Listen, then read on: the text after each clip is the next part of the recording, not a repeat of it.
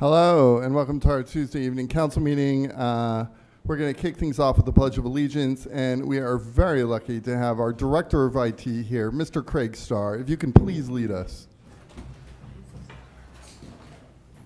Pledge allegiance to the flag of the United States of America and to the republic for which it stands, one nation, under God, indivisible, with liberty and justice for all.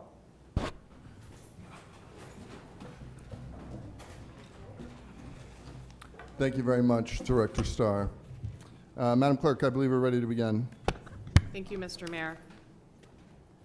All roll call votes for this meeting will begin with a counselor of Ward 7. Next up, we will have a proclamation honoring the retirement of city employee David Gudis.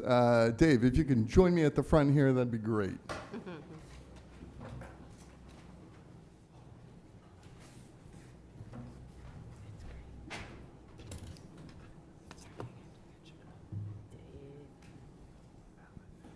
So, Dave, how many years has it been? 48. You look fabulous. So we have here a proclamation recognizing Dave Gudis for 48 years of dedicated service to the people and city of Lewiston. Whereas Dave Gudis has proudly served the city of Lewiston with steadfast dedication for 48 years, first as a member of the Lewiston Police Department and later as a key member of the city's Management Information Systems Department. And whereas throughout his decades of service, Dave has brought integrity, professionalism, and a deep commitment to public service and his work, setting an example for his peers to follow.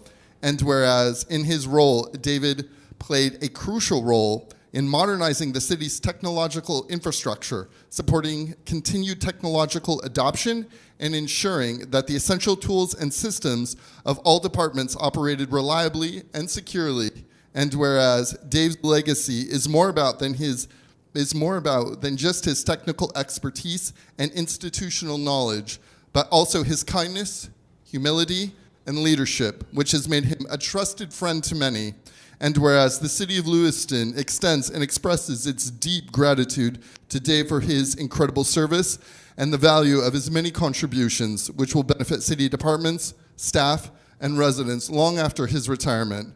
Now, therefore, I, Carl L. Shalin, Mayor of the City of Lewiston, do hereby extend the city's deep appreciation to Dave Gudis for his decades of outstanding service and offer our best wishes for a long, fulfilling, and well-deserved retirement.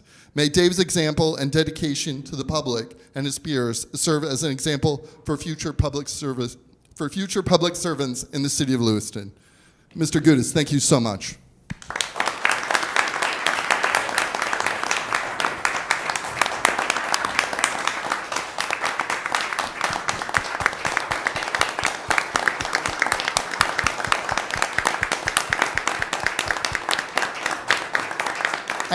I think we also have pretty much the entire IT department. If the IT department can come up for this photo, that'd be great.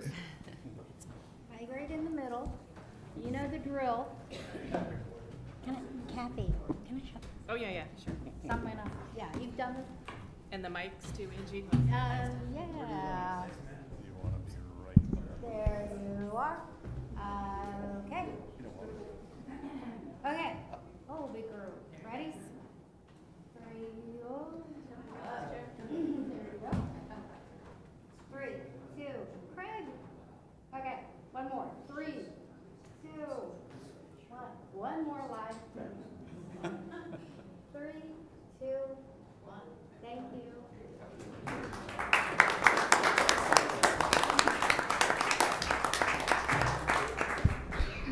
What difference it made for her?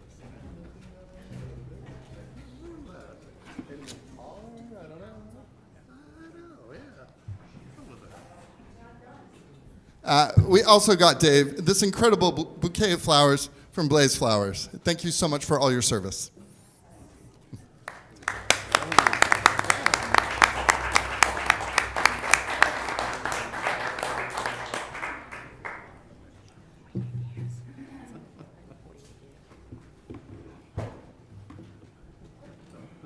Madam Clerk, I believe we will handle minutes of the next meeting. Is that accurate? Yes, please, the September 2nd meeting. Thank you, Mr. Mayor. Absolutely. We are now up to public comment. Any member of the public may make comments regarding issues pertaining to Lewiston City government. This period is reserved for non-agenda items. Public comment is also allowed during individual agenda items. Public comment is limited to 3 minutes per person. Please state your name for the record, and please indicate if you are a Lewiston resident. Because this is the business meeting of the City Council, all questions should be directed to the mayor, who will ask staff to follow up at a future time. It is illegal for the City Council to allow comments related to personnel matters. All personnel complaints should be made directly to the City Administration Office. If anyone wishes to make public comment, please proceed. Hi, Linda Scott, Ward 1. I'm here tonight to focus on moving forward. Lewiston continues to be harmed by shootings. People remain fearful and frustrated. Communication, action, and trust have been fractured. We need to heal. Part of the healing process involves creating and renewing lines of communication to build trust. The best place to start is by forming a hiring committee consisting of the various stakeholders who work with our police department and residents to ensure going forward Lewiston takes the right steps to be safe. Why a hiring committee? This is not new. 2 out of the last 3 police chiefs in the last 20 years have had a community hiring committee. Additionally, hiring committees have hired fire chiefs, public works, recreation directors, as well as superintendents. The next police chief needs relationships and partners to be effective. They also need to hear from stakeholders and residents to ensure they are addressing Lewiston's safety needs and to build support for what I hope will be aggressive actions. A hiring committee allows for the dialogue to start. It creates a space to exchange and expand ideas and create plans. This will start the creation of a relationship, communication, trust, and support. Recently, Administrator Ken Rath said that Lewiston needs to be bold. The next police chief needs to be bold. They should show up with a plan and be ready to present and discuss. In order to select the right person, a committee of stakeholders and residents will provide the best insight to the administrator as to who we really believe is competent and capable for restoring safety to Lewiston. They will best guide whether or not the candidate for chief has taken the time to understand Lewiston, our complexities and challenges, and is capable of creating an innovative and traditional approach to end violence, so that then we can start talking about people staying here, working here, building businesses, and ask others to come here and do the same. It's time to start healing. Thank you.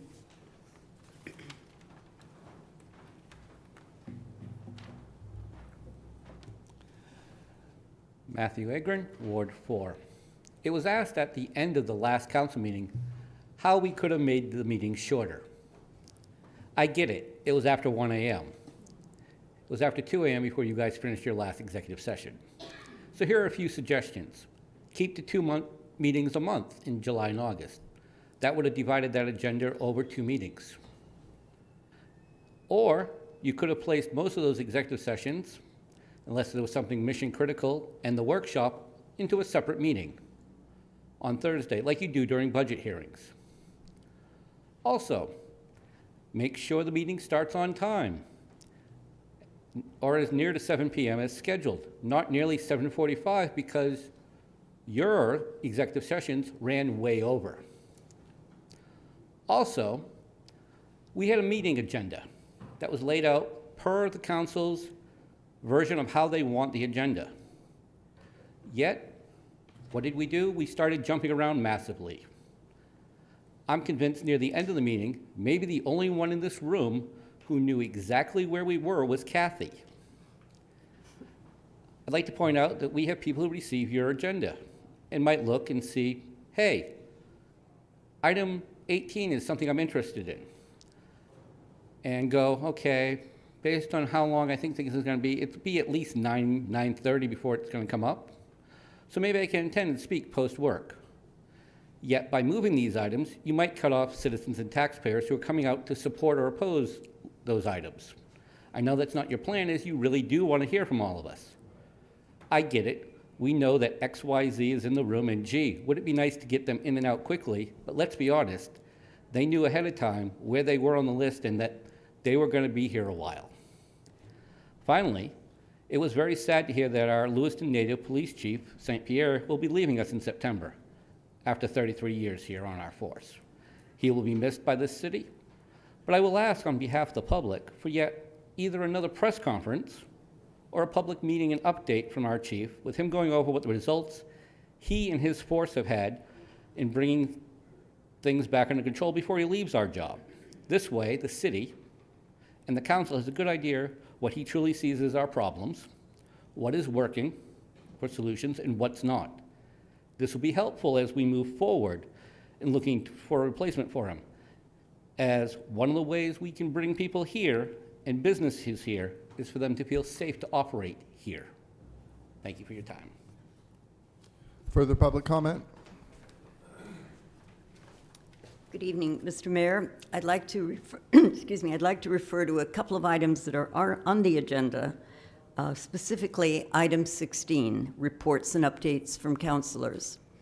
This is often an extremely interesting, Mr. Chittum? Did you introduce yourself?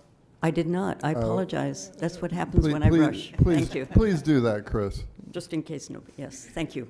Good evening. I'm Christine Holden, 183 Summer Street, Lewiston, and through the mayor, I'm addressing councilors as well.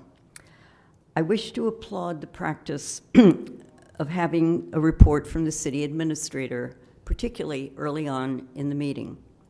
I'd like to recommend that the council consider moving item 16, reports and updates, to earlier in the council meeting. I think that would be very beneficial and advisable to have this, in which those of you who don't know, councilors are reporting to on matters, other groups that they are on, the Transit Committee, various others, the Water Committee, and so on. Excuse me? Okay. There are various other committee groups they're on. People who were not able to stay till the end of the meeting, or who actually had their YouTube feed cut out before the end of the meeting, would learn more about the councilors and perhaps also understand how knowledge that they learn from being on those other committees might influence and indeed inform the votes that they take during the meeting. So that's my slight concern. But I'd also like to say how much I'm recently appreciating, I may be one of the few in the room, all the public works activity that's going on for paving and improvement. Certainly what I see in my neighborhood, Main Street, I'm often driving home late at night and I have to make a, guess which lane I'm going to be coming in on Main Street. But there are always police and public works people and contractors there to show me. It's making a difference and I appreciate it. And lastly, thank you for all the trees that are being planted. We need them. Thank you. Before you start my time, can I ask a clarifying question, or for you to clarify? There might be some people here to speak on the needle exchange thing and may not be understanding, so I can give testimony maybe, or you can say it now. Yeah, we'll get to consent agenda in a little bit. Please proceed with your public comment Thank you. for items that are not on the agenda. Thanks. My name's Melissa Dunn. I live in Lewiston's downtown, the downtown, proud homeowner. I'm here today because I'm worried about Trump's executive order calling for the criminalization and institutionalization of people who are unhoused, people who may be on substances to cope to survive, people with mental health diagnosis, or who may find themselves in a crisis or experiencing a crisis. I am concerned about it because it's state-sanctioned violence, or the suggestion of, and people, I don't think, believe that it will ever be happening here. But I just want to affirm for people, it is happening here, and it has been happening here with over-policing, over-surveillance, and responding with enforcement over isolated incidences of violence, including domestic violence with the use of gun. What I am fearful of is that people in positions of power, police, are going to be answering to the mating calls of actual white supremacists who've made credible and threats of coming into our community to man the law, along with white people mobbing. along with cyber stalkers, among many other entities. My hope would be that for power holders and people in uniform would take civil and human rights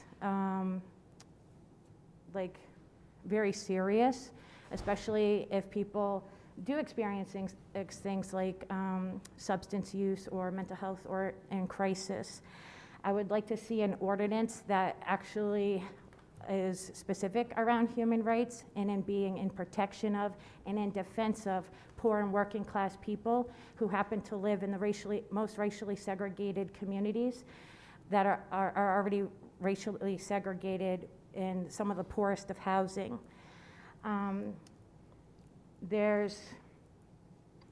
We're up against state-sanctioned violence and the enforcement of it. And unfortunately, it's our people who pay the price when they need supports and resources, and we need mutual aid for people to be able to survive with basic needs. It's a complicated thing. It's not going to happen overnight, but institutionalization and criminalizing people in these vulnerable situations is definitely not it. But as I've talked to people before, like the mayor, if there's civil and human rights violation, we will pursue to the full extent of the law. Further public comment? Public comment is now closed. Administrator Canrath, I believe you have an administrator's report. All right, thank you. Starting with Chief St. Pierre's announcement, there has been some public interest in this. The chief has announced after 33 years he is retiring from LPD. I will be putting together a process and timeline for the next chief selection process. This plan will be shared publicly within the next week. I've been talking about transparency and public engagement since I've been here. It will include components for public engagement and participation. We'll talk more about that, and I'll look for more news in the next week or so. So please stay tuned. Back on graffiti, Public Works continues to remove graffiti in and around the downtown, around the city. I want to thank them for their stepped-up efforts. As a reminder, graffiti can be reported to me directly or to pwdispatch@lewistonmaine.gov. And while we are taking care of graffiti on public property, we're strongly encouraging private property owners to join the fight and to be proactive in removing graffiti on their buildings as well. Code enforcement has also gone through the downtown alleyways and issued notices of violation to building owners with significant amounts of graffiti on their buildings. And as I said from the beginning, graffiti is vandalism. It contributes to a negative image of the city. It is blight, and we'll continue to be vigilant in cleaning this up around the city. Overall, not just our downtown, but all areas. So we are fully engaged on that. I've been talking with our special assistant, Joe Grockman. We've had some early conversations about taking an initial look at what we're calling activating the alleys downtown and making them potentially more pedestrian-friendly, inviting, as well as improving their appearance and safety. This could include creative lighting, painting, exhibits. There are a lot of ideas out there that other cities have done with these alleyways that have really dressed them up and really made something interesting of them. So we're taking an initial look at this, more to come, but another project coming up. Some updates on Kennedy Park and our downtown. In Kennedy Park, new, larger, more visible signs will be going up. This is the example I gave you last meeting in the report, and also the signs that you see up now in the park. They're just a bit too small. We're going to be enlarging those. These are just to encourage acceptable behaviors in the park and remind people of some of the rules that are currently in existence. I will say there's also a noticeable improvement to the scene along the side of the park along Bay Street, where we did recently remove some of the parking. I think it has helped. We'll see what the actual sort of numbers and data looks like in the future, but I think the first impressions are pretty good. Signage to address panhandling is in the works and is going to be going up on the corner of Main and Elizabeth Street, where we have a particular problem with panhandling consistently. This signage will discourage panhandlers from being there, as well as motorists from participating in panhandling activity. And as I said, we're also working with Public Works to look at some potential physical barriers to discourage panhandling and people standing in those spots engaged in this activity. I attended the DLA board meeting this past week to hear some of their concerns and feedback. Also, look forward to building that relationship further. Appreciate the work they do, and we'll be working closely in the future on a range of downtown issues affecting the downtown and our local businesses, obviously, that fill our downtown. A couple of quick updates on City Hall. So our beautiful City Hall building we're all in has stood here since 1892. It's a fine example of Baroque Revival architecture, as well as Maine's 7th tallest building. Interesting fact. The Agora across the park is the 2nd tallest, just for some facts. So I've always believed in taking care of our own house if we want other people to take care of theirs. So this building needs to be a model of how we are taking care of our own house, our buildings, and investing in this beautiful building. So we've recently engaged in some minor projects that have needed some help around here. The wrought iron railings in the front have been repainted. Some rotted wood trim has been repaired on this side around the windows. The graffiti we're working on that side. There's been some progress. So we're going to take care of this building. It's a great building, so just know there's going to be some other minor improvements coming up. We're going to be paying some close attention to the minor details. I want to thank our facilities team and Public Works for their good work here and appreciate all of their efforts. City marketing and branding. I've been working with the communications department on launching an effort to better market the city as part of our overall effort to improve and enhance the city's image and reputation. This was our #1 goal and priority from our retreat earlier this year. And so a comprehensive, inclusive strategy, I think with significant public input, focus groups, and overall buy-in is needed before a larger campaign is launched. So we are talking to some professional marketing firms for some guidance on good process, on public engagement, on getting feedback, and in getting buy-in, and then some next steps forward, which I think is going to be helpful. So I'll keep everyone updated on that process, but just know that we are thinking about that, we're on it, and that's moving forward.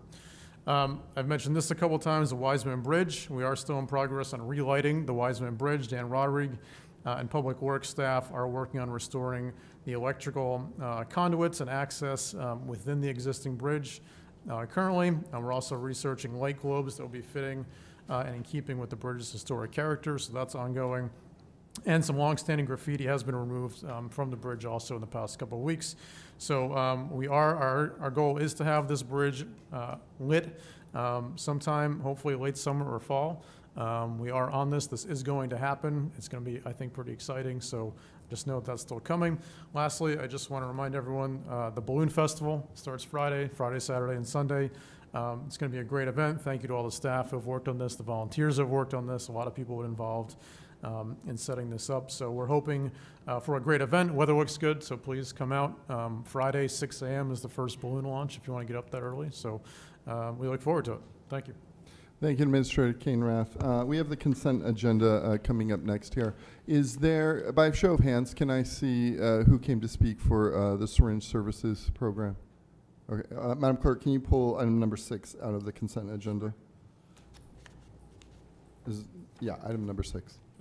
Okay. Please proceed with the rest of the consent agenda, Madam Clerk. Thank you, Mr. Mayor. Seems there are 5 items on the consent agenda this evening. Item number 1, amendment to the traffic schedule to prohibit parking on a portion of Newman Street. Item number 2, amendment to the traffic schedule to convert 18 parking spaces on Park Street and Spruce Street from city employee parking to 2-hour parking. 3, order authorizing execution of municipal quitclaim deeds for real estate located at 7 Orange Street and 9 Orange Street. Number 4, amendments to the parking fees policy to remove fees for parking meters. And number 5, appointment of a citizen member to the Lewiston-Auburn Transit Committee. May I have a motion, please? So moved. Councilor Gallant. Second. Second by Councilor Chittum. Madam Clerk, please call the vote. Counselor from Ward 7? Yes. Ward 1? Yes. Ward 2? Yes. Ward 3? Yes. Ward 4? Yes. Ward 5? Yes. Ward 6? Yes. Motion passed by a vote of 7-0. Thank you very much, Madam Clerk. Item number 6. Item number 6, continuation of public hearing regarding amendments to the business license ordinance for the licensing of syringe service programs. Requested action to continue the public hearing regarding the proposed amendments to Chapter 22 Business Licenses, Article 18 Syringe Service Programs of the City's Code of Ordinances to the September 2nd City Council meeting. May I have a motion, please? So moved. Councilor Gallant. Second. Second by Councilor Chittum. For the public's information, this is sort of like a placeholder agenda item. As we're working on the ordinance, but since we have people here to speak, I want to honor that. And so we are jumping straight to public comment for this agenda item. If we can just line up back there and, yeah, get started. We'll be good. Thank you.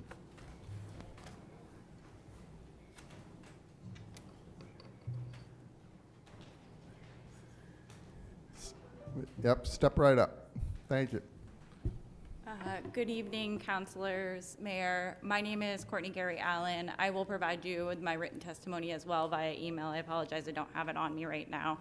I am the executive director of MeRAP, a grassroots network of Mainers working on community and public policy-based solutions to substance use, including we operate the Access Center in Augusta, a community hub, and that includes a syringe disposal program. I also serve as an at-large city councilor, and I thank you for your service on the council. I know the time and dedication that you put into this.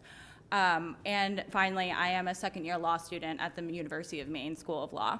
I come here today before you with a measured and respectful tone, but with deep concern regarding any proposal that would retroactively rezone an already operating syringe service program, effectively displacing it. From a legal standpoint, this approach has the potential to expose the city of Lewiston to significant legal risk, both under the Maine Human Rights Act and the Federal Americans with Disabilities Act. Substance use disorder is a recognized disability under both state and federal law, and denying or restricting access to services designed to address this disability, especially when done in a targeted or retroactive manner, can be interpreted as discriminatory action against a protected class.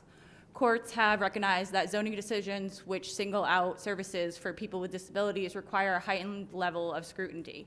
In City of Clenbird versus Clenbird Living Center Incorporated, the United States Supreme Court struck down a zoning requirement for a group home serving people with intellectual disabilities, finding that it was based on prejudice rather than a legitimate concern. More recently, in United States versus City of Baltimore, the Department of Justice challenged zoning rules that impose unique burdens on substance use disorder treatment programs, concluding that they violated Title II of the Americans with Disabilities Act.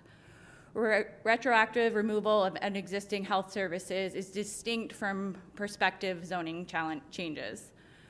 Courts have found that retroactively, particularly when it impacts a protected population, can create the appearance of intentional discrimination even when it is not the council's intention to do so, which I don't believe this is an intentional action, but would open you up to what I believe to be costly risk, high-profile litigation that could potentially put Lewiston on the map as a test case under state and federal law. Beyond the legal risks, certain service programs are recognized by the Maine CDC, the federal CDC, and the World Health Organization as evidence-based treatment program, evidence-based public health interventions that reduce overdose death, prevent the spread of infectious disease, and connect people to treatment and recovery support services. I'm just here as a neutral party to encourage the council to carefully weigh both the legal precedents and exposure and the public health consequences that That's retroactive time. Thank you. zoning could have. Thank you, and I will submit my testimony.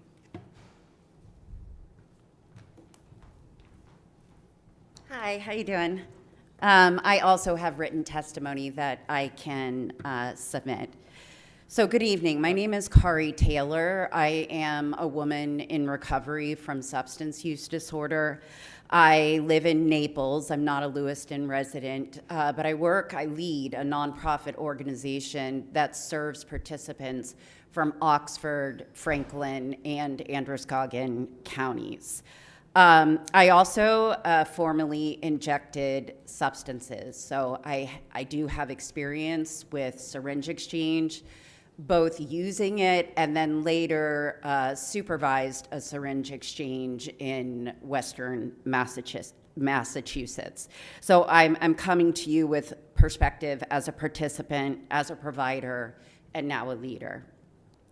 So syringe service programs are not just about syringes. They are about relationships. They are about trust. For many people who use drugs, the staff and the volunteers at these programs are the first people that treat them with dignity and respect and without judgment. Those trusted relationships are often the bridge to someone asking for help, whether it is treatment, it is medical care, it is housing. Those programs can help people with all of those things. We need to be clear that the solution is not fewer syringes. It is not a one-on-one exchange. The solution is better placement and increased placement of disposal access. People, when they're using substances, they do actually care about safe disposal. But if it isn't available to them, whether it's an issue of transportation or where they're located, they don't have a place to properly dispose of them. My work in Massachusetts, if you provide it, they will use it. So I can tell you from my experience, if we make syringes harder to get, we will not stop people from injecting. We will only increase the risk of disease, injury, and death. But if we keep syringes accessible and pair that with more disposal options and outreach, we can reduce harm, save lives, and keep our communities safer. Thank you.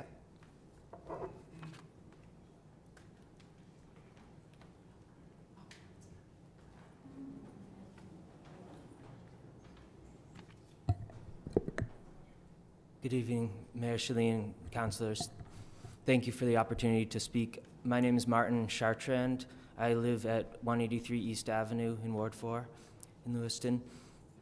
I'm also speaking as a behavioral health professional and as someone who has worked in harm reduction as a syringe service provider in Bangor. And I agree with everything that's just been said.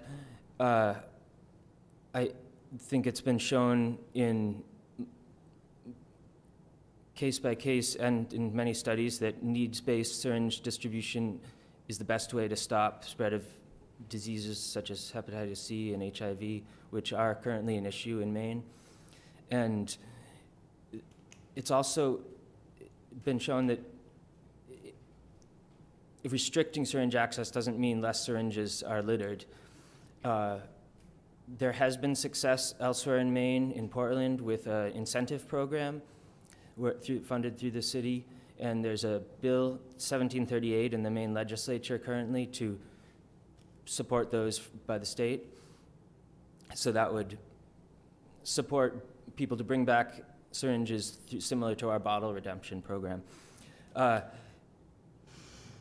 also am concerned about the provision of this ordinance that would preemptively restrict overdose prevention centers. The state actually, in this last year, held a working group to study overdose prevention centers and concluded that these could offer a lot in terms of solutions to issues around substance use and needed services in cities, that they can actually reduce incidences of crime and public use in the neighborhoods they're in. And the committee concluded that they would recommend to empower localities to move forward on these and support localities in community engagement to build support for overdose prevention centers. So it seems to be going against what best practice is, showing that we would have this ordinance restricting those. I also want to say, though, I really understand, I hear that it's not comfortable and it's not a positive thing to have litter around, whether it's syringes or anything else, but syringes are particularly uncomfortable. And I live here too. I want the best for our city and I want the best for everyone in it, and I'm open to hearing anyone's concerns that sees the need for this ordinance. Thank you. Further public comment? Good evening, councilors. My name is Rosie Boyce. I'm a Ward 5 resident, and I'm the interim president of the board for the Church of Safe Injection, one of the 2 SSPs that this ordinance could affect. I'm here tonight because if passed, this ordinance will cost lives, harm public health, and erode trust in our community. You've been told that this is a Lewiston decision, but it isn't. Our local syringe service programs serve people from across Androscoggin County. Passing this ordinance doesn't just affect Lewiston. It will ripple through the entire county. Making such a far-reaching public health decision without the input or consent of the broader community is irresponsible and short-sighted. The facts are not up for debate. From 2022 to 23, fatal overdoses dropped by 22% in Lewiston. And from last year, 23 to 24, they dropped another 27%. These are not just numbers. This isn't just data. Those are real people who are still alive today. And while I know syringe litter gets thrown around a lot, improperly discarded syringes and SSPs, improperly discarded syringes are one of the things that SSPs help to reduce by providing people a safe disposal option. Cutting off these services doesn't clean up our streets, it makes the problem worse. Many of the things this ordinance is asking for, the CDC already does. There is no need to reinvent the wheel when we already have systems in place that work. Watching this ordinance evolve over the past several weeks from the outside looking in has been painful, and I'm sure some of you have noticed. My face isn't very good at hiding it, and as a result, I've never been very good at playing poker, but the truth is simple. Harm reduction is not about enabling drug use. It's about keeping people alive long enough to choose recovery if and when that's what they want. It's about protecting our community from preventable infections and death. And it's about recognizing that every single life here is worth saving. We don't have time for politics or posturing. We have time for saving lives. Please don't trade proven public health strategies for fear-based policy. You cannot claim to care about public safety while pushing policies that will put more bodies in the ground. Thanks. Further public comment? Back to the council. Appreciate the members of the public who spoke. Thoughts from the council? Yes, Councilor Roy. Thank you, Mr. Mayor. One of the things that I learned from last meeting when I was watching it, it seems like we're trying to push the centers out of where they're really needed. It's almost like if you want to go get coffee and it's all the way across town, what are you going to do? Would you just and you need a coffee cup. Would you use a dirty coffee cup instead of going all the way across town to get that clean cup of coffee? I just feel like, I think the way that it is right now, why are we pushing them further away from where we need them? I think you're opening up a can of worms here because more people are going to consider using dirty syringes. I think that it should be more centralized to where the issue is. I know we talk about business districts, we talk about all this stuff, but again, I think, we need to keep that closer to where the people are. We can't make them walk all the way out on Lisbon Street because they're not going to do that. They're just going to reuse dirty needles. Okay, so that's one thing. The other thing is I believe, that the professionals are sitting here telling us we can't limit the amount of needles that we're giving out, a one-on-one and a one-on-one. That is not going to work. I do not believe, I'm not in favor of that. Harm reduction is when you reduce the harm. And people don't realize this. If you drive in a car and you use your seatbelt, that's a form of harm reduction, okay? We are here to help people, we're here to save lives, and we're not here to continue pandemics and all this stuff. I think we really need to let the professionals that are sitting here talking to us dictate what we really need to do with this, because they are the ones that they've done the research. They know. And I'm listening to everybody here, and I'm really in favor of what I'm hearing. I'm not in favor of moving the SSPs all the way across town. I don't think that's the right avenue to go. I'm not here to, I'm not in favor of limiting the needles. I think, the professionals should sit down at the table, and have been trying to get that to happen for a long time now, ever since we started this debate. So that's my 2 cents. Councilor Bergeron. Longchamps.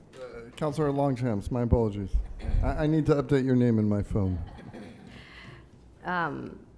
So I do hear what you're saying, but again, what we're talking about is the folks that are using, right? What are we going to do to protect the people that aren't using, that are getting stuck by the dirty needles? And I can assure you, Counselor, that the needles that are found on the ground right now, even though there's access to clean needles, they are reusing those dirty needles.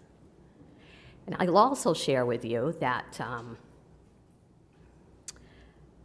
oftentimes I will find 20, 30, 40 needles in one spot with the container that you are supposed to use to dispose.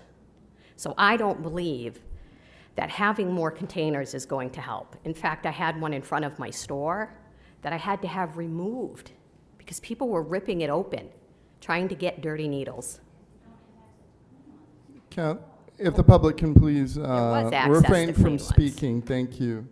All I'm saying is Continue, we need Councillor to Longchamp. find some sort of balance here.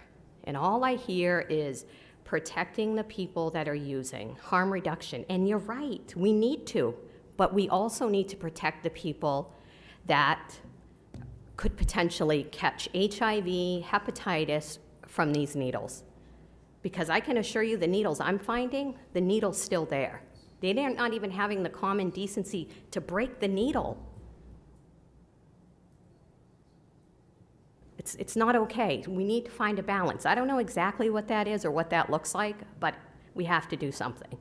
And, you know, if the organizations did a better job at going out and picking up, and if the CDC did a better job at organizing those things to happen, we probably wouldn't be sitting here right now. Councillor Sol, yes. So I hear you all. I get it. I understand. You're worried about harm reduction and about for the users, but our responsibility is not to the CDC or to your program. Our responsibility is to the residents and the taxpayers, the business owners, and this is having a really negative impact on our businesses. So that's what this is about. It's about the needle litter. It's about the businesses that are having trouble. So it's not about trying to get somebody out of a certain location. It's about trying to protect residents, business owners, and taxpayers. That's all it's about.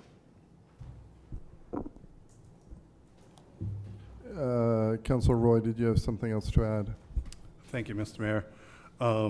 So we do have opioid settlement money that we could tap into to address those issues, like Councillor Longchamp has said. I think at this point, that's something that the city should really reconsider using that, because again, I know there's people out there that are not in favor of this, but again, what Portland's doing led to a 76% decrease in syringe waste. So I think we really need to open that back up and look at that and really take that's working. So why recreate the wheel? If they have a system that's working and reduce syringe waste by 76%, why don't we kind of duplicate that or put some tweaks on it of our own? I think that's where we should start. Thank you, councillors. Yeah, my views on this are public and well known. Yes, I hope that as we move forward with the ordinance, when it's presented to all of us, we can find ways to safeguard, those who are safeguard those who are using and our community as well. Find a balance.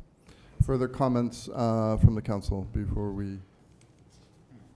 Councillor Harriman.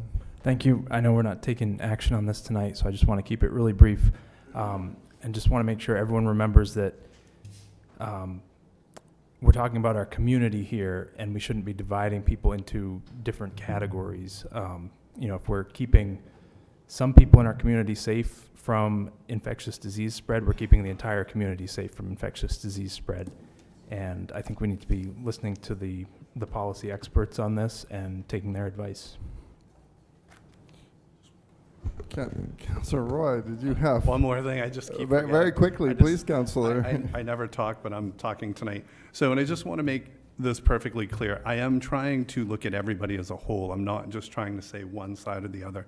We have constituents. I've heard from constituents. This is where I'm coming from. My platform is from the constituents. I have emails here. So that's where my platform is. Mr. Mayor. One second, Administrator.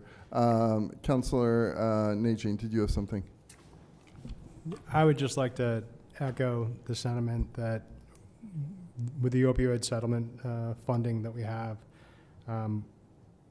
we could I don't think that we have the capacity within our organization to run a syringe buyback, and I also don't think that we would have the connections within the community in order to make it meaningful. But if we were to partner with third-party NGOs in order to offer those services, I think it would certainly help. I know that there's $80,000 that we've allocated to the Public Health Committee in order to give out grant funding. I would highly suggest that we consider advocating for folks to apply for that grant funding in order to offer those services within our community. I would also say, too, that I've emailed you all concerning my want to see a public health official here in the city when we're making... Point of order. Yes, Councilor Gallant. We'll have an opportunity to discuss this on September 2nd. I don't want to be here till midnight. Nothing personal, Councilor Najin, but I think we're getting off the track. Duly noted, Councilor Gallant. So just to finish my Councilor sentence, Najin, please continue. we certainly are not experts in making decisions for public health policy.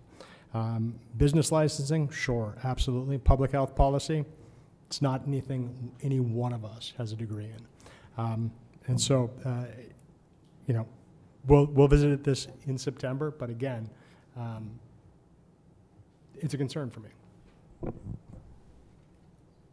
Councilor Longchamps, did you have something?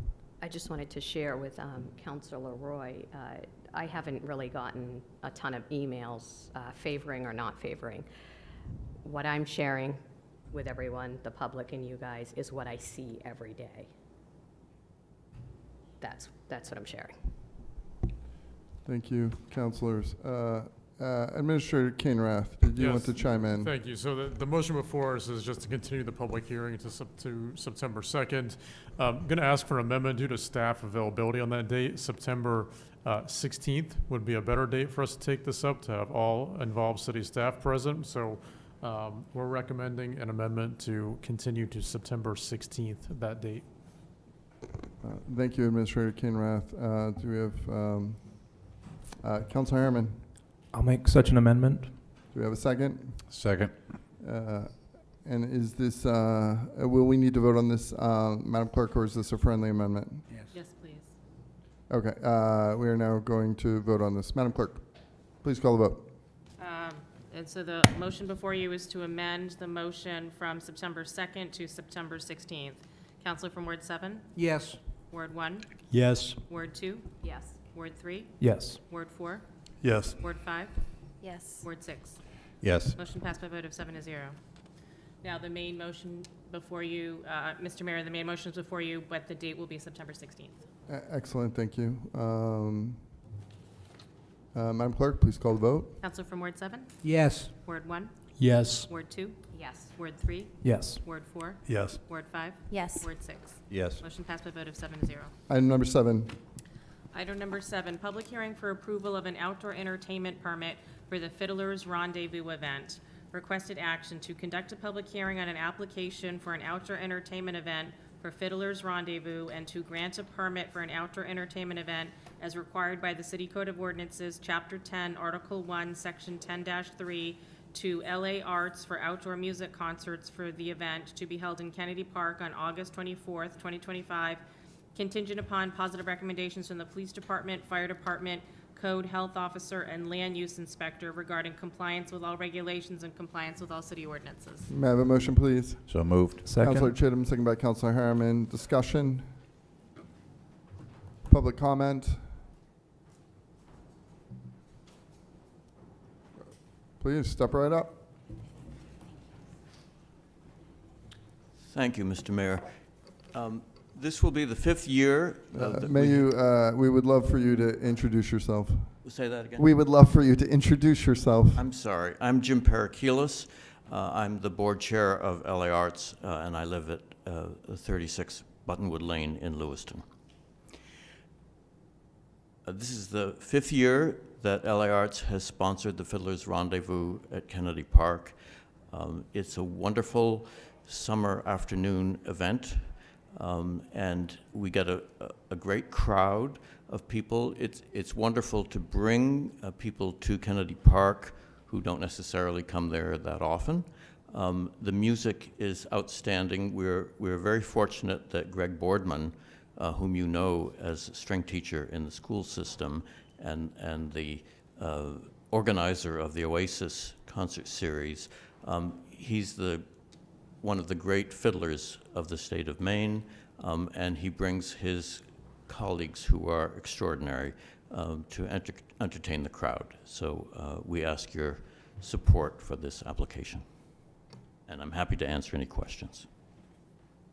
Thank you. Further public comment? Back to the council. Mr. Mayor. Administrator Kane Rath. Real quick, I just want to thank Fiddler's Rendezvous for utilizing Kennedy Park. We're trying to encourage many other organizations also to use Kennedy Park. It's a beautiful park. We want to activate the space, so maybe Bates Dance Festival and others in future years can have some events there. We're really trying to activate that space, and so we're just really proud to have Fiddler's Rendezvous back this year using Kennedy Parks. Thank you. Duly noted, Administrator. Thank you very much. Further comments from the council?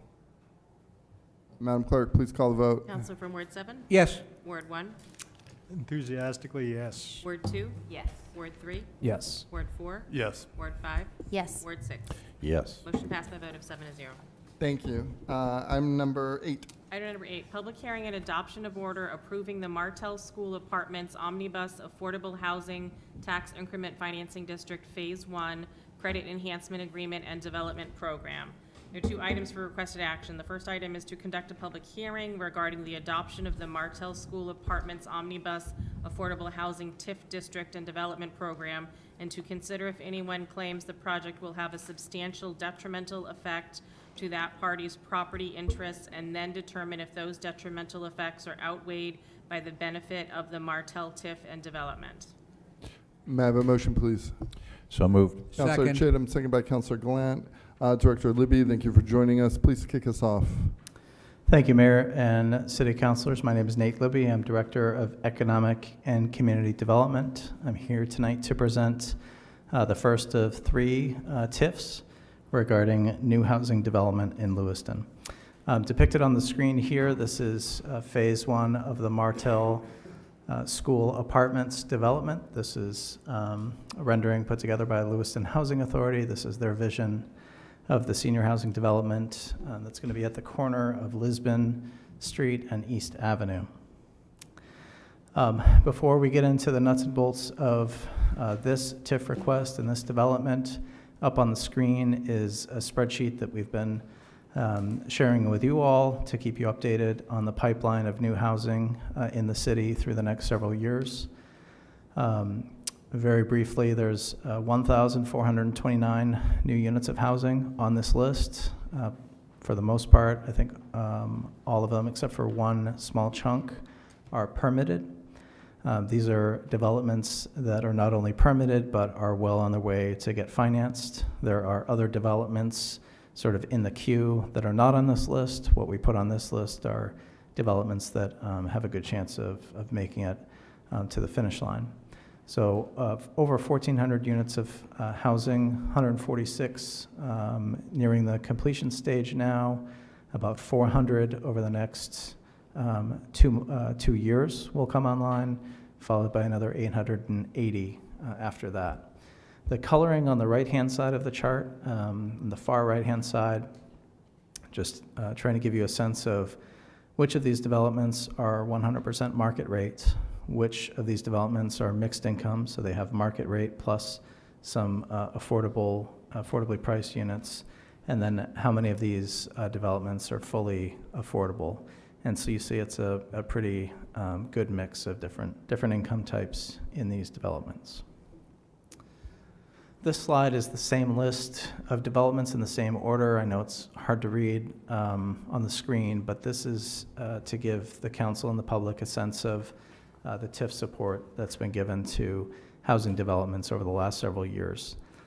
Most of the developments we're working with now in the post-pandemic recovery economy Most of the developments we're entertaining are in the 70 to 75% TIF range for about 20 years.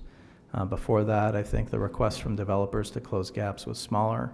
Universally, developers are telling us cost of supply and cost of financing has increased dramatically in the last 5 years, and that's getting reflected in these requests. This is a summary that shows sort of that breakdown that I mentioned a couple slides ago. About 70% of the units that are in the queue, in the pipeline, about 70% are market rate, about 18% are mixed income, and about 14% are affordable. When you start getting into the individual project level, those numbers shift a little bit, but that's roughly how the breakdown is occurring. Just want to make sure folks are clear that Lewiston is working hard to attract housing developments of all income levels, of all income types, with obviously a strong focus on market rate housing.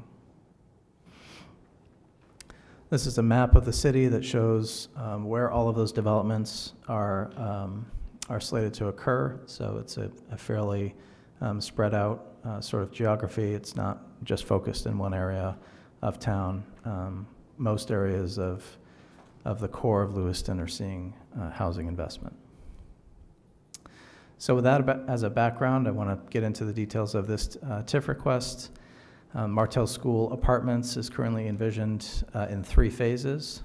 The first 2 phases are the subject of the public hearings that we're having tonight. Phase number 1 is 44 units designated as senior housing. These are 1-bedroom rental apartments. 100% of these units will have an affordable designation, so 50% of area median income will be the income cap. Up on the screen, that's just to give you a sense of what 50% AMI actually means in the real world.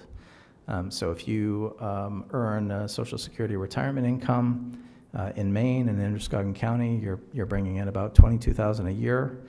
You're falling well under that 50% area median income threshold. So a person who's retired on SSI and working a part-time job to make ends meet would be the type of person that could qualify to live at the Martell Senior Housing development. Phase 1 is expected to have construction begin in the fall of 2025, with construction ending by spring of 2027. When the development's complete, it'll be assessed at around $3.03 million. The request from the developer, which is Lewiston Housing Authority, and the Director of Development, Penn Lindsay, is in the audience here in case you have technical questions for him. But the request to close the gap is a 75% reimbursement of new property taxes over a 16-year period, which would generate about $640,000 reimbursed to the developer. These funds will help the developer close the funding gap they have for this development. The method for delivering this reimbursement is called a credit enhancement agreement. Credit enhancement agreements can be used to support debt service to complete a project like this. And so credit enhancement agreement is a powerful tool we have to be a partner in housing development and help close gaps that developments have. This is a breakdown of the costs to bring phase 1 online. What you'll see are the various sources of funds. The total development cost up at the top, $16.59 million. The value of the TIF is roughly equal to the gap down at the bottom. And so the TIF is the last piece to make phase 1 go. The agenda item that we have is for phase 1. I do want to give context to phase 2 and why they're separate, if that's okay, Mayor.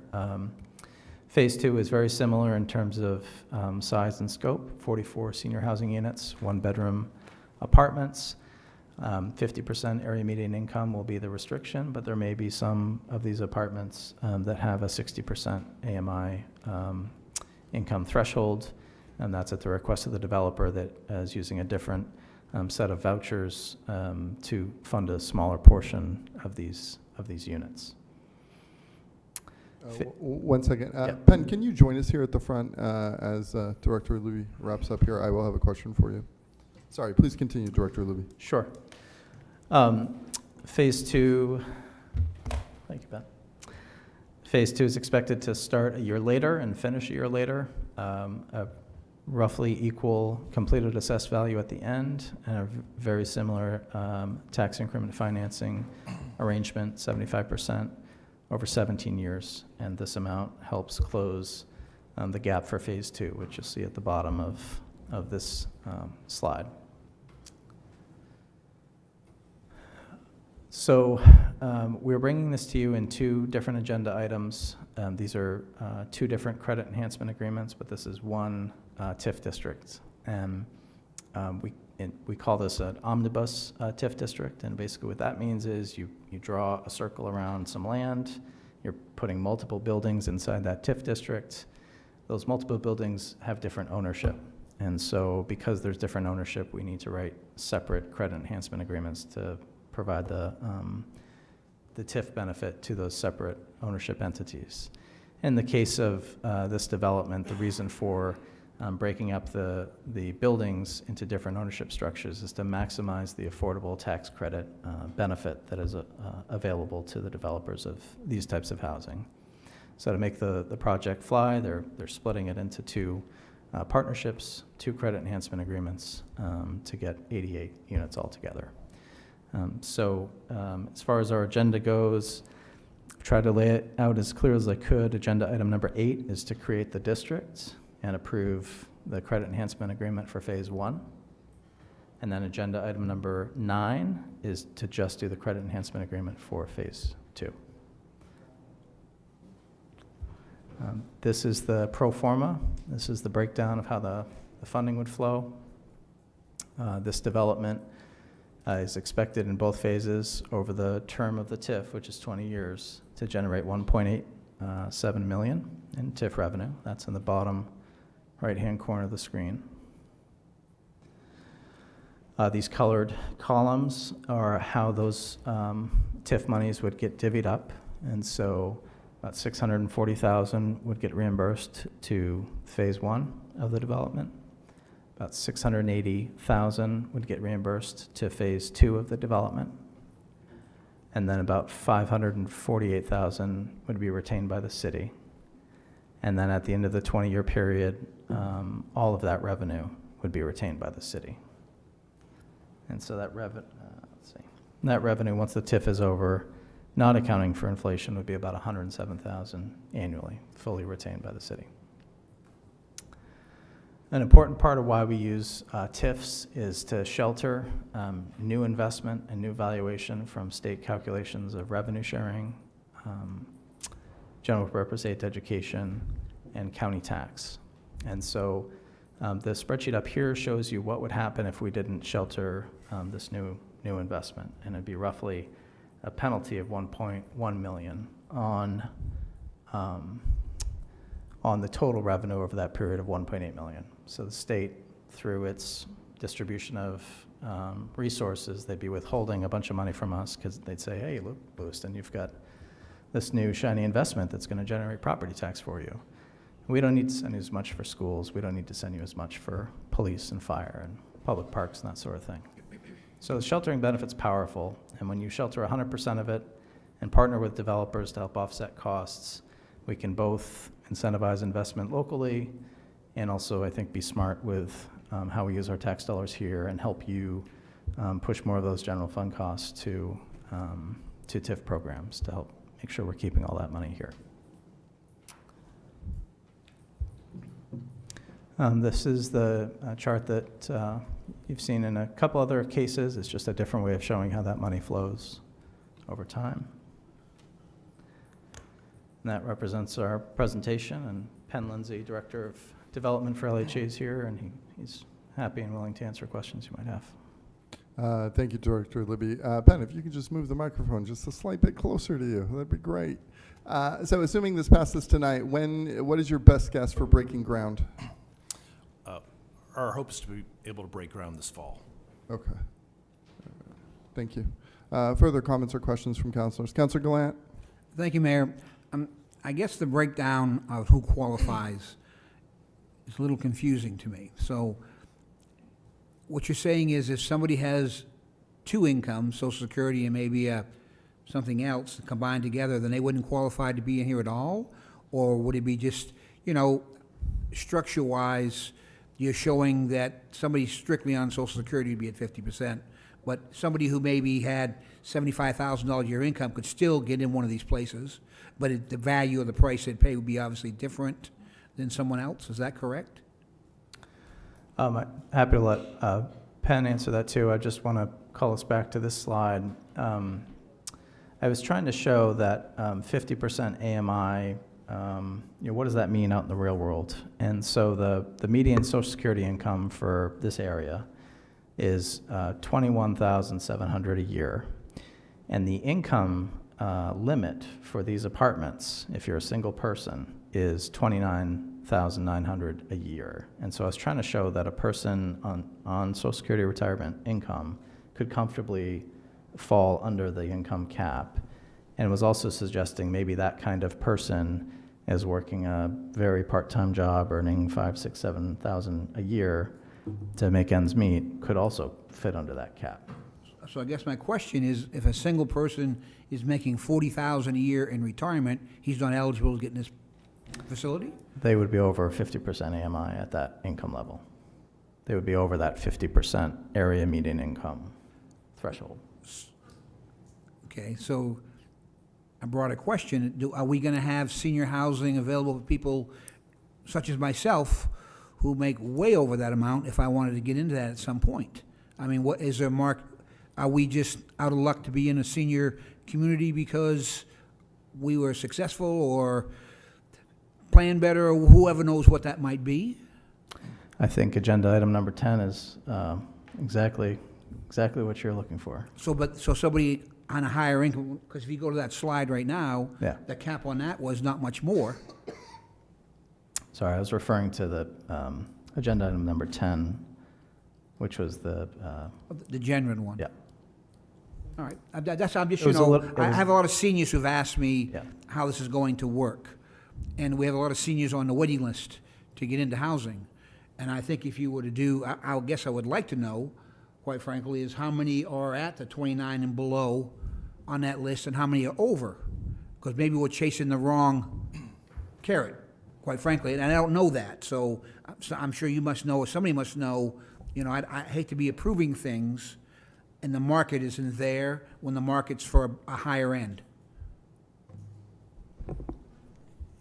So, Just, sorry, Ben, just move the microphone right, yeah, there we go. how's that? Better? I think so. The way that Martell is conceived is that Martell will be affordable housing for seniors. And it is affordable to residents that are making at or below 50% of the median income.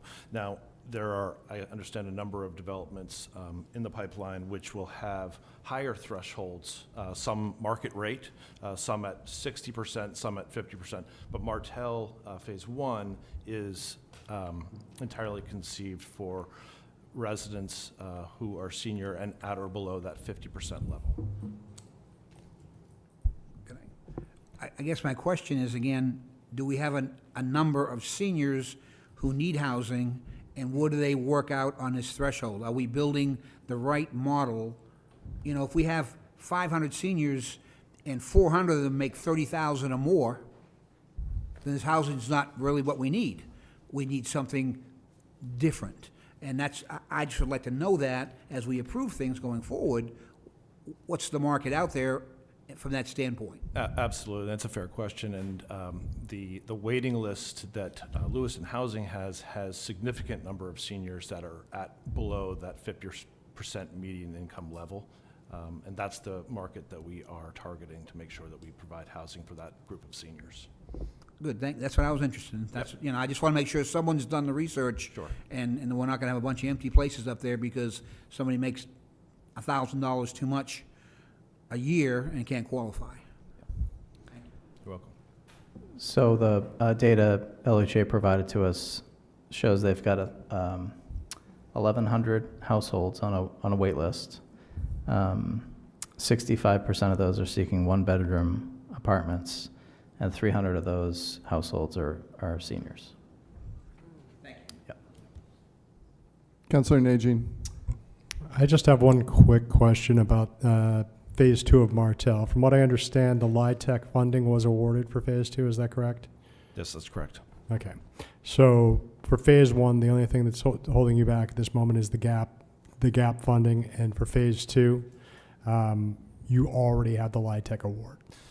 That's correct. We have a LIHTC award for both phases. Phase 1's award was made quite a while ago, and so we're much closer to a closing, but we do expect to be able to move Phase 2 along more expeditiously, because as we've been designing Phase 1, we've been also figuring out how we're going to expand it to Phase 2. We're already here talking about the TIF for Phase 2, so we're hoping that we're going to be able to move Phase 2 much more quickly than Phase 1. Thank you. You're welcome. Further comments from the council? Councilor Chittum. Thank you, Mr. Mayor. Back to the waiting list. Do you have sufficient qualified applicants today to fill 44 units? We have a wait list of applicants that would fill that building, yes. Okay. And carry it on Phase 2. Do you have 88 qualifying seniors who could fill those houses? Yes, sir. I believe, and this data Maybe old. it's Maybe a few months old. Yeah, maybe a few months old, but over 300 residents that would qualify to live at the building. All right. And are you taking, so these names are on a list right now. Yes. How are you determining who are the lucky people that get to move into Phase 1 Martell? So the waiting list is rank ordered by their inclusion on the list. So when they signed up for the list. First come, first served. First come, first served. Okay. All right. Sounds fair enough to me. Yeah. Thank you. What is the rent on these buildings keyed to the income level, or is it a flat rent for all occupants? So this building will benefit from project-based vouchers, which means that the residents will receive a voucher that is tied to the building. In other words, if they were to move out, the voucher would stay at the property, and the voucher provides rental assistance based on a 30% of the tenant's income. Okay, so the less income I have, the less rent I pay. If I happen to be the first person to sign up for this apartment and I have a very low income, well below the 50% median income, then I am going to be in an apartment paying as little rent as possible. You're going to be in an apartment paying the appropriate rent that you can afford based on that calculation, yes. Okay, thank you. Director Libby, I have a question for you. The numbers here all indicate a $0 original assessed value on the Martell property. The website, which lists assessed values of all the properties, has a valuation of $260,000 on the land only. Can you address the discrepancy between what the TIF application says and what the Lewiston website says for value? Sure. Councilor Chittum, is the website you're referencing the GIS mapping system? That's right, yes. Okay. So the GIS system is maintained, I believe, by the MIS office. I think administration could clarify that if I'm incorrect. There may be a lag in updating that data that changes every April 1st annually. We're not using the GIS system to get the valuation for TIF purposes. We're using the assessor's office for that. And the assessor attests every April 1st what the value of a particular property is for TIF purposes. And what the assessor told us is that the transfer of Martell to LHA, which is a tax-exempt entity, occurred prior to the last universal commitment dates, and therefore is tax-exempt, and therefore carries an assessment of 0. Okay, and I have an issue with that. It seems to me that the valuation of an underlying property, and this is not necessarily an economic development issue, although it will spill over, the valuation of a parcel of land is irrelevant upon as to who owns it. A tax-exempt organization is qualified to avoid paying taxes on a parcel, but that doesn't mean the parcel is worth nothing. So I'd like to explore this further, but not at the expense of council time, because it seems to me that merely by being a tax-exempt organization, which, by the way, Central Maine Medical Center is, and yet the valuation on the GIS, which I'm now learning may not be accurate, is $66 million. So they're tax exempt, but the value of the property they own still has value. This, as you alluded to earlier, ripples into school funding, revenue sharing. I'm not quite certain at this point whether declaring a zero value for assessed value is beneficial or detrimental to the city. I don't know which way that falls, but it just seems to me that it's not reflective of the real world. And this may be an assessing issue, but I am concerned that we're saying if an owner doesn't have to pay taxes because of his or her status or its status, then the land and the assets that they own are worthless. And I think that's wrong. I don't want to speak for the assessor. I know the assessor is following state law that prescribes how the assessment is conducted for tax-exempt properties. And so it's, I think, a multi-part test to establish tax exemption. It's not just they're a nonprofit entity, it's that the purpose for which the building is used is a qualifying tax-exempt activity. It may be that CMMC is benefiting from a zero assessment on their tax-exempt activities, but many of their activities are not tax-exempt, and they do pay taxes to the city. The same goes for Bates College. Not all of their property is tax-exempt either. I think that pretty much exhausts my knowledge of this topic, and I believe this is the city assessor's purview. Well, Mr. Administrator, I would like to pursue this and find out, for my own knowledge and for the general public's knowledge, how this works and how we determine that a piece of property is not worth anything merely because it's owned by a particular entity. And it may be state law, but the state has been wrong before, if I'm not mistaken. No. Thank you. I yield the floor. Thank you. Further questions, comments from the council before we go to the public? We are now conducting the public hearing for this. Please, yes, take it away. Louise Sampson, Ward 5. I have one question, but first of all, I'd like to make a statement that why has this Martell School senior development taken so bloody long? It's been going on. It really ticks me off. We really need this housing, so you guys better vote yes. All 7 of you. Anyway, I have a question for the gentleman from Lewiston Housing. You're saying you have an absolute list for people that are interested? Have these people been contacted? Because I'm supposedly on that list, and I have not been contacted. So what determines who's actually on and who's not? Or you don't know? Louise, if we can finish with your public comment, and then I believe these gentlemen here are taking note of questions, and then we'll answer questions after public comment. For sure, because I won't let you leave. Thank you. We appreciate you. Thank you. Further public comment?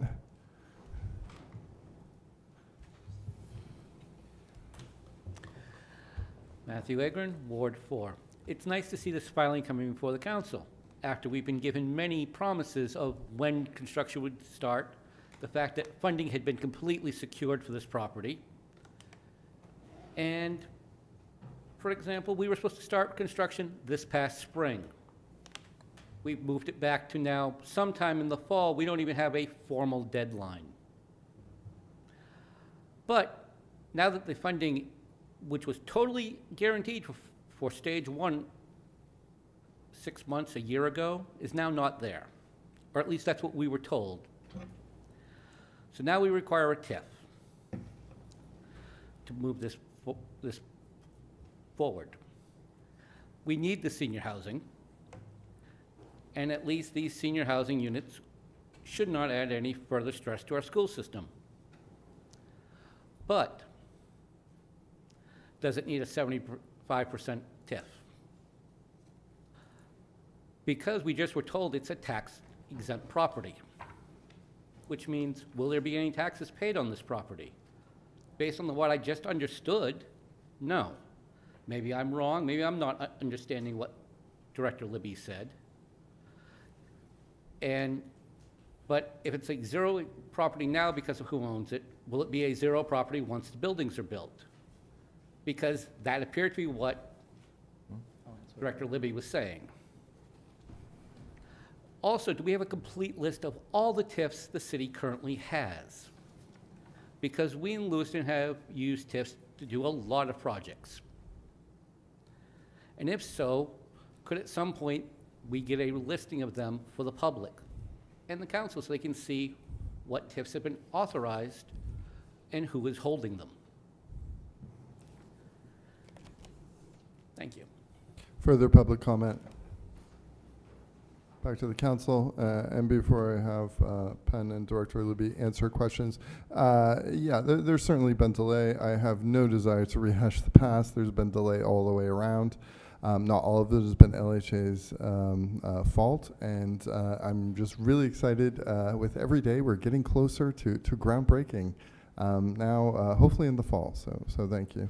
Penn or Director Libby, did you want to respond to anything? Yes, I'd love to address the waiting list.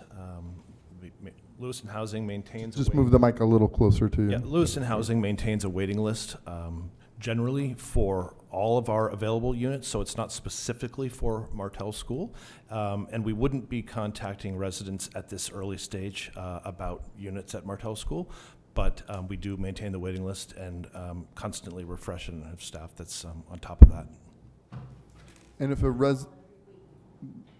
if the audience could please refrain from speaking, I would deeply appreciate it. And if a resident had questions about whether they were on the waiting list, or they could certainly contact LHA. Is that accurate? Absolutely. Okay, thank you. And Mayor, regarding the tax exempt question that was brought up by a member of the public, I understand now how that's sounding confusing, but my understanding of the transaction is that the property was transferred to LHA, which is a tax-exempt entity and is qualified for the tax exemption. LHA owns and operates subsidiaries, and they own and operate a for-profit subsidiary to do development work. And from there, a limited partnership will be established that will serve as owner of this new development. And the limited partnership that will be the owner of this development will be a taxable entity. This limited partnership will pay taxes to the city of Lewiston in perpetuity, so long as it's structured that way, which we expect it will be. So, hope that helps answer the question. Further questions from the council? Councilor Chittum. Thank you, Mr. Mayor. Yes. My understanding is that Lewiston Housing, regardless of the subsidiaries and ownership of various partners and so on, does pay full value taxes on all of its properties. Is that correct? I actually don't know the answer to that. I believe that Lewiston Housing does pay taxes on its properties, but I can get the answer to that for you. If you would confirm that, please. Yes. I have had it on good authority. I would just like to let the public be known that LHA is not exercising its tax-exempt status, and I believe that to be correct. If you could confirm that for me, I'd appreciate it. I certainly will, and I do believe that your understanding is correct. Thank you. Anything further, councilors?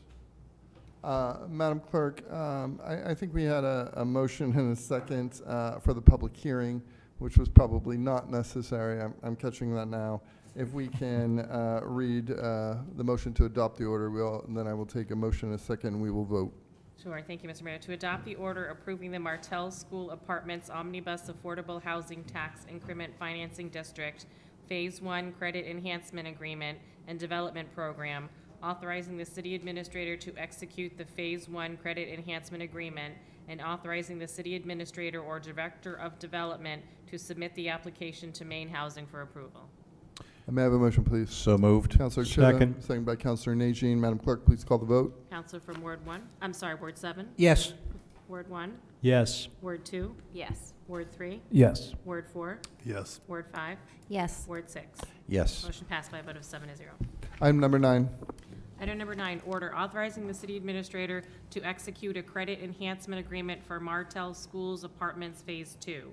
Madam- Requested action to adopt the order authorizing the city administrator to execute a credit enhancement agreement for Martell School Apartments Phase 2. May I have a motion, please? So moved. Councilor Second. Najin, second by Councilor Chittum. Director Libby, anything you would like to add here? This is the credit enhancement agreement for Phase 2. It's a 17-year agreement, provides 75% reimbursement to the developer. It's 44 units of housing for seniors. We covered most of these details in the last section. We're happy to answer any questions you have. Questions, comments from the council? Public comment for this agenda item? Back to the council. Yes, Councilor Chittum. Yeah, I would like it to be known that I have not reviewed Exhibit A, the property description. I did that on purpose. Duly noted, Councilor. Further comments from the council? Director Libby, are we all good? Yes, thank you. Ben? Thank you. All set? Madam Clerk, please call the vote. Counselor from Ward 7, Yes. Ward 1, Yes. Ward 2, Yes. Ward 3, Yes. Ward 4, Yes. Ward 5, Yes. Ward 6. Yes. Motion passed by a vote of 7-0. Thank you very much. Thank you, Penn. Thank you all. Good night. Item number 10. Item number 10, public hearing and adoption of order approving the Gendron Active Living Estates Tax Increment Financing District and Development Program. There are 2 items for requested action. The first item, to conduct a public hearing regarding the proposed Gendron Active Living Estates TIF and program development, and to consider if anyone claims the project will have a substantial detrimental effect to that party's property interests, and then determine if those detrimental effects are outweighed by the benefit of the development. Thank you. Mr. Gendron, thank you for joining us. Director Libby, please kick us off. Thank you. Do we need to open the public hearing? Well, Or has that been done? yeah, it's public hearing is now open. I think what we'll do is we'll have you present. We'll take some questions. We'll go to public comment, come back, and then we will adopt the order. Thank you, Mr. Mayor and Council. I'm joined by Dave Gendron. He's the owner and developer of the development. I'll give a brief overview. Mr. Gendron's here to answer questions you might have. Gendron Active Living Estates is a 208-unit market rate housing development planned, permitted, and underway at 128 Farwell Street and 255 East Avenue. There's an aerial depiction up on the screen for your benefit and the benefit of the public. This development has had a TIF approved in 2024. The credit enhancement agreement that was executed at that time had conditions for the developer to achieve financing for the project by the spring of 2025. Mr. Gendron notified us that the experiences of other developers that are challenged to source construction materials and the challenges to source financing were tripping up this project as well. Mr. Gendron and his team have invested significantly in the pre-development work and are moving earth now to get this development built. He expressed his commitment, and we perceive there's I think a high likelihood of confidence that this development will go through. He's asked for an extension to all of the same TIF terms that were negotiated and executed in the past, an 18-month extension to see if the financial markets may cool some and construction costs stabilize. So up on this screen is simply a refresher of the highlights here. TIF was approved in 2024. 75% of the future tax revenue would be reimbursed to the developer for 5 years. That reimbursement would drop to 65% for the remaining 15 years. This development would be done in 3 phases. The current value of the land, which is undeveloped, is $135,000. The future value, once all phases are complete, would be $46.57 million. Mr. Gendron is asking for an 18-month extension on the credit enhancement agreement. Because Mr. Gendron notified us that he wasn't able to make the financing goal that was in the CEA, the staff, including administration, decided not to submit all this to DECD at that time because it was unnecessary extra paperwork for everyone. So even though this is a previously done deal, we're bringing this back anew, which is why we're having the public hearing, going through the pro formas, the maps, all that stuff, which council has seen before. Up on the screen now is the TIF pro forma that shows the original value of the project, the $46 million future assessed value when all phases are complete. The phases sort of come online in 2-year chunks, starting in tax year 2027. Each development is roughly $15 million in future assessed value, and once it's fully phased in, it would generate about $800,000 a year in property taxes, $18.7 million total over the 28-year period. This chart shows how the credit enhancement agreement would be divvied up into 3 phases. It's just as it was before, 75% for 5 years, 65% for 15 years. At the end of it, $8.2 million coming back to the city and roughly 65% going to the developer. This is the tax shift calculation. The important number here is in the bottom right-hand corner. If Mr. Gendron was able to build the $46 million development, and we did not put that development in a TIF district, that $18 million in property taxes that would be generated over 28 years would get carved up, and the state would withhold about $13.3 million of that. It's be the state plus the county tax impact. So sheltering these funds is an important way for us to protect those revenues, use them locally. The proposal for how to use those funds is a continuation of the work you did on the NECEC TIF, which is pulling expenses off of the general fund, putting them in a TIF district to sort of do the best of all things.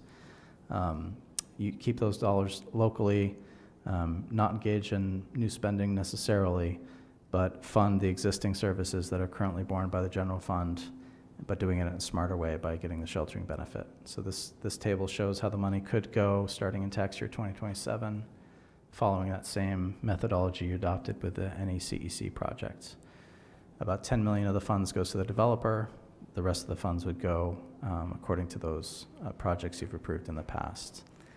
Ultimately, these are documents we put together to forecast 28 years of the future, but each one of these decisions you take up in your annual budgeting process. That represents the presentation. We're available to answer questions if you have them. Questions, comments from the council? Okay. Well, yeah, we're going to get to that, but we're going to take questions, comments from the council. Councilor Chittum. I see that in the TIF application to DECD, there's $2 million for costs associated with operation and financial support of housing, affordable housing in particular. Does this include homeless shelters? Yeah, it's the carbon copy of the language we've put in the past in 2 different lines. Okay. The answer is yes. All right. Thank you. Yep. Councilor Gallant. Thank you, Mayor. He's currently there doing some work. I drive by it every day. He is asking for 18 months before he officially starts. How far can he go legally in his project from a city standpoint before, and I know that if you have undeveloped land, it's got a certain value, but when you start doing things to the land, obviously the value at the city tax rate changes. How does that work? The big milestones in the agreement are securing funding for all 3 phases of the development, which we've talked about the timeline to get there, and Mr. Gendron feels confident an additional 18 months will help get that done. A second big milestone in the credit enhancement agreement is as buildings come online, as those phases get completed, we as a city are expecting a certain assessed value to be attained. And that's really the piece that needs to be achieved to allow Mr. Gendron to receive the reimbursement. And so those milestones are built into the credit enhancement agreement. I think it's to 2028 to get the first phase done, or 2027, 7 or 8, and then 2 years to get to the next phase, the next level evaluation, so forth. I understand that. Yeah. But he's developing the land right now over the next 18 months. Mhm. At what point, if any, and it may not be an answer you can handle, it might be one of those assessor-type things, do we say, okay, your taxes now are 100,000, but you've done all this work, next year your taxes are gonna be 175,000? And, you know, before we get to that 18-month point, is it gonna be a change because he's developing on the land, I is what my see. question is. Sure. We are setting that original value with the adoption of this district, and that's a locked-in value. So that's the 135,000. So no And matter what he does to it between now and then, Correct. that's all I was looking to find out. And if if, there was a change. in effect, we want to see development on that land. We'd like to see the Gendron Group, moving expeditiously to add value there, because once we lock in that original assessed value, we'd like to see the development done tomorrow, obviously, but the reality is, as he's building it in phases, that's perfectly acceptable, and it's what the city wants to see. All right, thank you. We are now going to public hearing, public comment for this agenda item. And the public hearing is now closed. Councilor Roy. Thank you very much, Mr. Mayor. I want to explain the reason for the vote that I'm going to give tonight. Ever since this was announced, I've had constituents that abut the land that this is going to be on against this project. And at this point, that's going to be the reason for my vote tonight. Further comments from the council? Mr. Gendron, I appreciate your commitment to the city of Lewiston and your tenacity here in keeping at it. So thank you. Madam Clerk, can you read the order? Sure. The order is to adopt the order approving the motion. Motion, thank you. Is to adopt the order approving the Gendron Active Living Estates Tax Increment Financing District and Development Program, authorizing the city administrator to execute an agreement for development assistance tax increment financing, and authorize city staff to submit a TIF application to Maine DECD for approval. May I have a motion, please? So moved. Councilor Second. Chittum, second by Councilor Najin. Any final thoughts, councilors? Councilor Chittum? I just want to confirm that the only difference between this and the agreement that we approved in 2024 is an 18-month delay in the timeframe.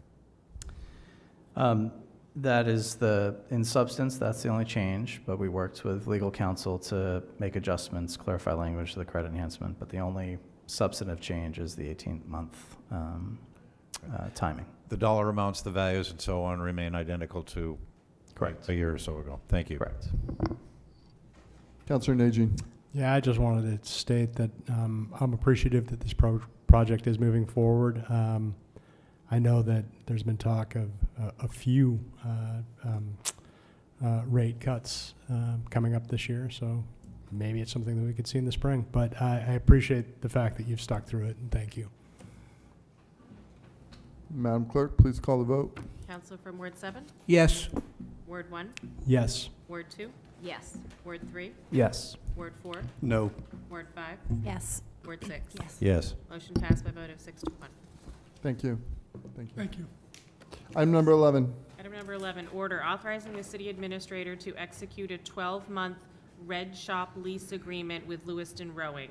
Requested action to approve the order authorizing the city administrator to execute the enclosed 12-month Red Shop lease agreement with Lewiston Rowing. May I have a So motion, moved. please? Second. Sorry, was that you, Councilor Chittum? Yes, it was, Mr. Mayor. Followed by Councilor Gallant. Director Libby, please kick us off.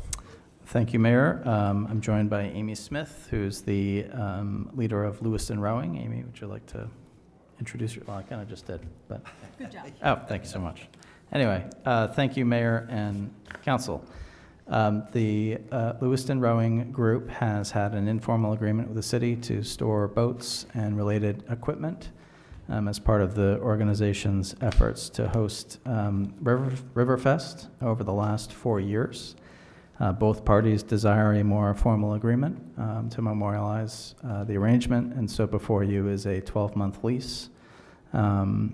It provides a lease payment of $110 monthly paid to the city. It has a 60-day notice to vacate provision. Adequate insurance coverage will be provided by the group, among other leased terms. The lease is enclosed in your packet. It also includes an equipment list. So we're happy to answer any questions you might have. Councillor Gallant. Thank you, Mayor. So if she's going to carry, or they, not to say she, are going to carry the insurance, is that a savings for the city? Will we not insure it, or will it be double insured? Think of it as double insured. They're providing evidence of insurance for liability and equipment. We maintain our insurance over the building. Yep. All right, thank you. Yep. Public comment for this agenda item. Christine Holden, 183 Summer Street, Lewiston. If you'll forgive me just a slight digression, I was familiar with white houses, and some countries, black house is the main KGB prison place, and the yellow house is the mental hospital. And so I was quite thrown by this red house for a bit. And then, of course, walking around, I remembered where it was and why the name. I think it's a great idea, but I'm afraid I Can you came just across- move the mic a little closer to you, please? Sorry, Thank I you. can move me closer to the mic. That's actually safer. What I've found in reading it was in item 11, miscellaneous. It says various things the tenant will not knowingly do, and so on. But it says at the very end, provide the landlord name, address, phone number, email address, emergency contact information, and make, model, and license plate of their vehicle for those living on premise. There's no reference to this place being a premise that anybody's going to live in. I'm just a little curious on noting that. I'm not against the project. I just thought maybe that was possibly something that should be explained. Thank you. Further public comment? Back to the council. Director Libby, can you please comment whether there will be somebody living there or not? No, Mayor. I can comment, and the answer is no. Thank you. Further comments, questions from the council? Councillor Najin, yes. Can we strike language from the lease agreement, or understanding that language will be stricken from the lease agreement, approve this?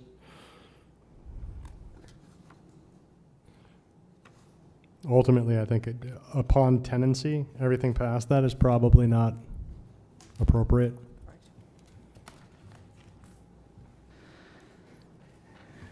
We should be okay with Sorry, were you finished, Councillor Najin? It was a question for Director Libby. Well, actually, for the group. Like, is this something that we can modify on the fly? Okay. Yes. Okay. So I Then think, I would propose that we do so. yeah, I think a motion to strike from section 11 the sentence that starts with upon tenancy would be in order, and Amy's good with that.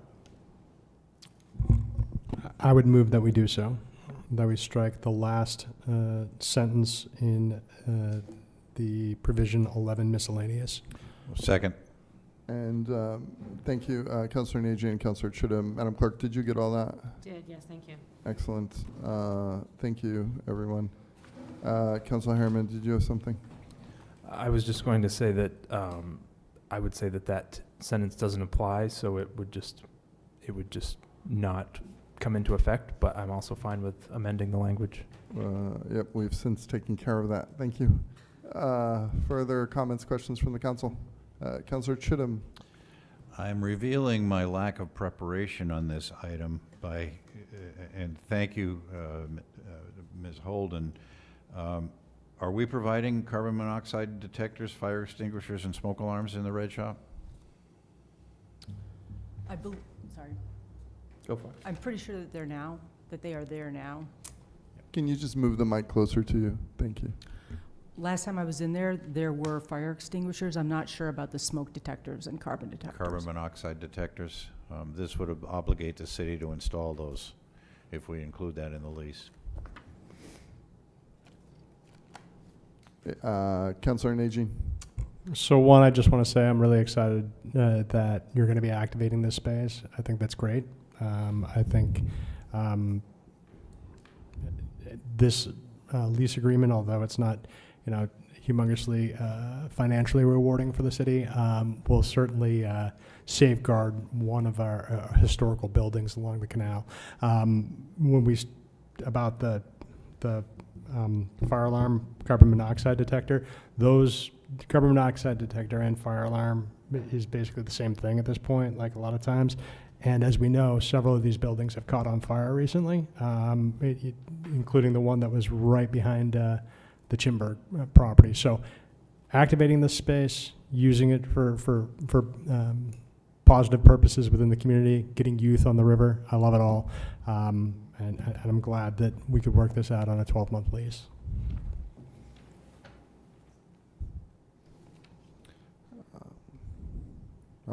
Any further comments from the council? Director Libby or Amy? Madam Clerk, please call the vote. Counselor from Ward 7? Yes. Ward 1? Yes. Ward 2? Yes. Ward 3? I just wanted to clarify, is this the amendment?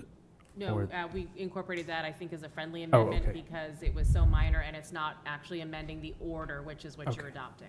All right, Thank you. thank you. My vote is yes. Thank you. Counselor from Ward 4? Yes. Ward 5? Yes. Ward 6? Yes. Motion passed by a vote of 7-0. Thank you, Madam Clerk. Item number 12. Item number 12, resolve authorizing the acceptance of the Public Art Committee's recommendation for public art projects for the fiscal year 26 annual budget allocation of $52,000. Requested action to approve the resolve authorizing the acceptance of the Public Art Committee's recommendation for public art projects for the fiscal year 26 annual budget allocation of $52,000. May I have a motion, please? Councilor Second. Gallant, second by Councilor Harriman. Thank you, Director Welsh, Dr. Ray, and Catherine. Please kick us off. Yes, very good. Catherine You're going to Ruth, have to move the mic really close. Catherine Ruth, Community Development Manager. Thank you to the mayor and the city council for having the Public Art Committee come into your meeting this evening. We are here, as we noted at the last meeting that we attended on June 17th, that we would be back to address the fiscal year 26 budget as well as the projects that would be incorporated. So we were awarded $52,000 for fiscal year 26, but did not have a budget that was put together at that time. And we appreciate the fact that the $52,000 was included, but we needed to come back with the proposed budget, which we're doing this evening. We had a very exciting meeting on July 14th because instead of looking for projects, we had over $81,000 worth of projects that people were interested in pursuing. And since then, other projects have come in, as well as other proposals and community members wanting to work on public art. So this is quite exciting. So there was a lot of give and take, a lot of compromise and looking over the projects, and the Public Art Committee voted on $52,000 worth of projects, which is included in a memo in your council package. And that memo has a tally sheet and then 29 other pages describing out the public art. So with your permission, I'll go through the projects very briefly, and then we'll answer questions. Very efficient setup by the mayor to do. So we have 6 focuses. Part A are the larger projects, of which there are 4 focuses. The first project is the LA Arts Welcome Immigrants Mural. This is very exciting. It's a concept that's been in development for 4 years by LA Arts, working with community leaders and looking for the right location, the right artists, and they found an ideal spot at Lisbon Street intersection. They have a quote, budget, contract, the whole proposal's put together with an artist that's been designated. And this proposal was made to the city to participate in this project. $29,000 is the estimated cost for the project. $19,000 have been raised by LA Arts, and they came to the city, to the Public Art Committee, looking for a donation to be a participant and a party to this project. It's contained on pages 2 to 13 of the memo with the attachments. So $10,000 was approved by the committee for this project. Number 2 focus is the window wrap projects to be designated by local artists. This is part 2 of a popular focus to redirect attention in a positive manner for the empty storefronts that we have, mostly in the downtown area, but may branch out. This year's focus for fiscal year 26 will be on the bus stop shelters. Originally, $15,000 was requested, but to have all the projects move forward in a positive fashion and have enough money available for each, $7,500 was approved, and that was agreed that that would work well.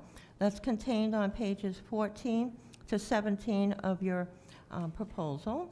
The third project came from a community group, lighting request for John Jenkins Pedestrian Bridge. This is the remainder of the cost for the project. The original project that was proposed for the city of Lewiston was $24,999. As this was a project that came in later for fiscal year 25, there was a balance that was available from that budget of $7,701, and that had been approved. So this is the remainder of the cost, which is $17,298, and that was approved by the committee, and it's contained on pages 18 through 24. The group did decide to go ahead, and they have been working on that project. And so they did understand that the budget had not been approved by the city council at this time. However, the city council had approved the first part, or a section of it. Number 4 focus is the Lewiston Farmers Market Association mural concept. And this is, again, a very lovely proposal for the area that's down at the end by the park, at the Triangle Service Center, and an area that would be by the brick wall at the intersection of Chestnut Street and Oxford Street. A very important area of the community that you're looking to fix up. And some murals there that were focused on the balloon festival, the farmers market, just children and families being there would be very important. The actual cost that was proposed was $11,000, but again, to fit all the projects together, $8,000 was approved, and we were advised that that would work well. That's contained on pages 25 to 30 of your proposal. Part B are smaller project focuses, and so there are 2 areas here. The first one being listed as number 5, sidewalk murals in the downtown. This is a very small project of $2,000. Generally, there's been 8 to 10 murals, and with the $2,000 and the cost to clean off the sidewalk after the paint comes off, of $225, you basically have each artist getting around $178, which just basically takes care of their supplies and paint. It's not for anybody to earn an income or anything. And the person that that organizes it on the committee is not paid. 6, which is the last item, is community initiatives, and has a whole variety of projects. A project could come forward with the schools, which is being talked about, and an exciting project with Bates College was just talked about at our last meeting. Youth group projects, community organizations, grassroots efforts, and also opportunities to partner for performances, events, pretty much a catch-all for all the little projects that could come up that would be wonderful to support, to start having people go into the arts. So that came to $52,000. We have set up a process to fit within the purchasing policy as best as possible. We have set contracts that we've set up and a process that's been approved to go through the city process until we make a change in the ordinance or set up some sort of memo of agreement with different organizations. So the first project that you approved for the last quarter under this new process has been fully funded and gone through the process, and now we're going through some other projects. And then these ones are listed, and we'll go through that process until we change it. So that's a brief overview. And of course, you could have read as much as you wanted or read as least as you want because you have the tally sheet. And we have wonderful members of the committee here this evening that are very talented and knowledgeable about all the projects. Thank you. Thank you, Director Ruth. Director Walsh or Dr. Ray, would either of you like to say anything at this time? Only if needed. But I support all the projects, and I think we've done a really stellar job with Catherine here, especially on board, staying orderly. Thank you. Thank you. Thank you all for being here. This is exciting stuff. Comments, questions from the council? Public comment for this agenda item. And back to the council. Councilor Chittum. Thank you all for your participation, your involvement, and your driving of this, which is essential for the emotional health of our community. Thank you. Further comments, questions from the council? Madam Clerk, please call the vote. Council from Ward 7? Yes. Ward 1? Yes. Ward 2? Yes. Ward 3? Yes. Ward 4? Yes. Ward 5? Yes. Ward 6? Yes. Motion passed by a vote of 7-0. Thank you. Thank you so much. Thank you all for being here. Thanks, Thank you. folks. Thank you. Yes, thank you very much. Item number 13. Item number 13, order authorizing the transfer of $200,000 from various school capital projects to the McMahon Roof Project to cover the structural upgrades in the cafeteria and additional scope items. Requested action to approve the order authorizing the transfer of $200,000 from various school capital projects to the McMahon Roof Project to cover the structural upgrades in the cafeteria and additional scope items. May I have a motion, please? So moved. Councilor Second. Chittum, second by Councilor Nagy. Somebody in administration want to kick this off? Yes, Director Roy. As you know, Jake could not be here tonight because he is at training, and he sent an email out to all of you inquiring whether you had any questions. I have gone in, I verified that the amounts are available, and as he mentioned in his memo, we want to use the older amounts and get rid of these old bonds. So this will use up his 2019 bond amount by transferring this interest, and then most of his 2020 bonds will be allocated to this project, which will alleviate those amounts. I don't know if you have any questions on these, but as I stated, all these funds are available to be used. Questions, comments from the council? Councilor Chittum. No, I think we've all received the superintendent's explanation. I appreciate his filling us in on that, and I'm sorry he's not here. Public comment for this agenda item. Back to the council. Madam Clerk, please call the vote. Council from Ward 7? Yes. Ward 1? Yes. Ward 2? Yes. Ward 3? Yes. Ward 4? Yes. Ward 5? Yes. Ward 6? Yes. Motion passed by a vote of 7-0. Item number 14. Item number 14, order authorizing execution of waiving utility lien foreclosure on certain distressed structures on leased land. Requested action to approve the order authorizing execution of waiving utility lien foreclosure on certain distressed structures on leased land. May I have a motion, please? So moved. Second. Councilor Chittum, second by Councilor Nagy. Director Roy, did you want to say anything? Again, this is brought to you as we did last year. Number 1 and 2 are houses that are on leased land for Franklin Properties. and the remaining are all in trailer parks. We're requesting a waiver of these 12 properties. Comments, questions from the council? Public comment for this agenda item. Back to the council. Madam Clerk, please call the vote. Counsel from Ward 7? Yes. Ward 1? Yes. Ward 2? Yes. Ward 3? Yes. Ward 4? Yes. Ward 5? Yes. Ward 6? Yes. Motion passed by a vote of 7-0. Thank you, Madam Clerk. We are now up to the second public comment period for those who did not speak during the first public comment period. Luke Jensen, Ward 2. First, just wanted to really put a bug in your ear about starting, sending a vote to the people to do a charter commission this November.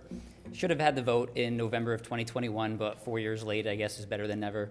So you don't have to start the process of getting the candidates. Just put the question to voters. Do you want a charter commission or not? Don't the people of Lewiston get to vote on that? Isn't that the right thing to do? It is.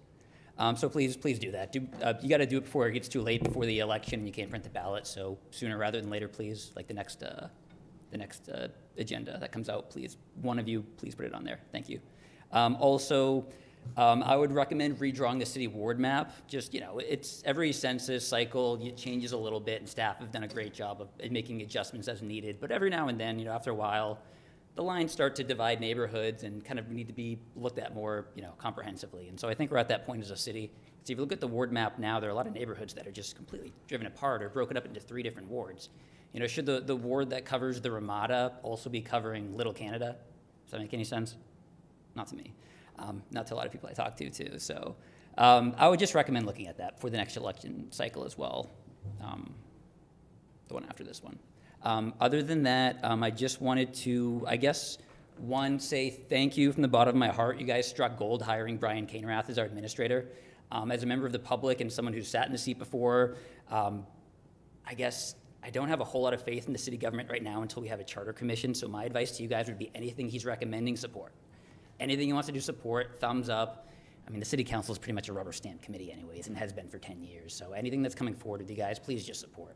We need to make some changes in this city, but for now, I have never been this optimistic about the city in my adult life. Like, it reminds me when I was like a kid on the youth council going to Anaheim, winning the All-America City Award, like the pride we had. It feels like it's coming back and we have the start of some momentum. Like, I was at the wrestling event on a Saturday. Fantastic show, by the way. Great turnout. And they also had a big event going on at the Armory of like an MMA event. And the fact that those crowds tend to be one and the same, that you're able to get great showings for both, I think is a start that like entertainment's coming back to the city. People are coming into the city for reasons, and our reputation is going to change when people come to Lewiston, see that it's not that bad, and they enjoy themselves, and then they come back next time. That's how we solve the reputation process in the city. It's not building these great things and just trying to change people's minds on Facebook posts. It's not going to happen. So let's keep doing what we're doing. Let's build this momentum. Please, please, please support anything Mr. Cainrath puts in front of you guys. I can't stress that enough. And you've really got to work on making these meetings a little bit more organized. I mean, 1:30 in the morning is just ridiculous. Staff members have to drive home. It's not fair to them. And I know how uncomfortable those chairs are. I don't know how you guys did it, honestly. So let's just, maybe work on making them more efficient. I don't have enough time to go on, but thank you guys for the work that you do. It's appreciated. Further public comment? And second public comment is now closed. We are now up to reports and updates from the City Council. Councilor Glant, yes. Thank you, Mayor.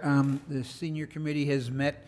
I missed the meeting today, but we did put out a flyer in a newspaper, and we're holding a luncheon. So I'm asking the public if you got the flyer. They did a great job putting it together, talking about who we are, what we hope to do. And we have 2 of them sitting out here in the crowd tonight, so thank you, ladies. And I just want to put a bug in people's ear that it's a first come, first serve. Call in or go online to register for that event because it will be limited on size. Thank you. Councilor Chittum. Thank you, Mr. Mayor. First of all, I'd like to thank whoever is responsible for removing the squeaks from the microphones. This is a welcome relief. Thank you. Tomorrow morning at 7:30, the airport board will meet to authorize the director to accept $300,000 from the FAA for taxiway improvements. And the transit committee has scheduled its next meeting for September, we've decided that there's not enough business to conduct the August meeting. And the Railroad Board, believe it or not, is getting active again. We'll be having both the annual meeting, which was supposed to happen in April, and a regular directors meeting coming up very soon. Further, yes, Councilor Harriman. Thank you. School committee met at the end of July, and we got an update on some federal funding that had been held up that was released. So that's good news going into the beginning of the school year. We also approved the 25-26 school calendar, and school will be starting on August 27th or 28th, depending on your grade. So get ready for school. Further reports and updates from councilors. We are now up to new business. Should there be any? Yes, Councilor Gallant. Thank you, Mayor. I've had numerous complaints, housing problems with the group homes that are in our communities and how disruptive they are and all the problems. And I know that we don't have a lot of ways to manage it simply because the state has decided to take this and give it to us and force it to us. I would like the city administrator to ask all of our representatives, seeing how they are out of session and were too busy to come visit us when they were in session, to come talk to us about why we as a city have to contend with these problems. We can't do anything. We can call the police and that's about it. And our families are tired. Residential areas are going down. People are moving out. We have 6, 8, 10 people in one building, 8, 9 cars in front of the building. It's very disruptive, and something needs to be done. If it's at the legislative level, all 4 of our individuals voted for this process. I'd like them to come here and explain why and how they hope to take care of it.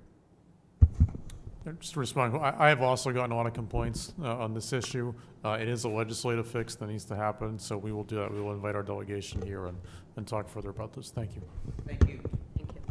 Councilor Roy. Thank you, Mr. Mayor. I do have a question. I was watching the video of last meeting. Did we, Jill Street, did we have like a fire? Did the fire chief go down Jill Street? And he did? Yep. Okay, I just want to make sure we're addressing that.